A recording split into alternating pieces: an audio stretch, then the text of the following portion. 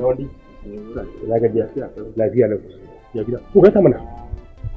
A'a. Lafiya lau. Ya gida. Na wani?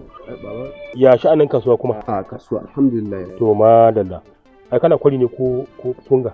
A ina kwari. To masha Allah da kyau. Allah albarka. Amin baba. Ina na wani?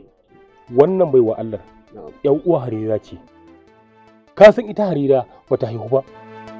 Harira ta kwashe kayanta kaf daga gaban ma'aiki. Maimakon a ce mahaifi ni ina mahaifinta in ce ga yanda za a yi amma kakanta shi ya dauke ta kasani.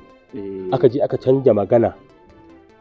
Aka juya ta aka canja mata cewa ai ita ga wanda za a ba wani ce kuji. Tun da ce to suje shine sai canja maka da wannan. Ta bunni kenan. Ta bunni ce ita yanzu kai sai ka ne na baka ita halan malak. Duniya da lahira. Baba an tuntuɓe ta ne. Yau sai an tuntuɓe ta? Ni na haife ta. Bata isa na ce ita ce a'a ba. In kuwa na ce a'a bata isa su yi ba. Ba wani ɗari wanda yake. Kawai dama matsalar ke nan. Akwai wani wanda ya shigo irin tumo ya kawo kuɗi naira 50,000. Ɓangaren can kakanni na sai karɓa aka dai matsake kuɗi. To yanzu abinda nake ji wa innan kuɗi 50,000 su ne suka tsaya min a rai. Kar in zo in ce na ba da ita a zo a yi min tagagi a ce ina 50,000 ba da ita. Inda za ka rufa min asiri kamar yadda na canja maka wannan yarinya to ka rufa min asiri wannan 50,000 kamar min musu da ita. Baba in wannan ne ai ba komai. Ai Allah ya sani ba komai za a yi.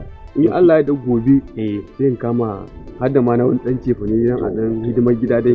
Masha Allah ba komai. Allah ya albarka. Kuma ya an to ba komai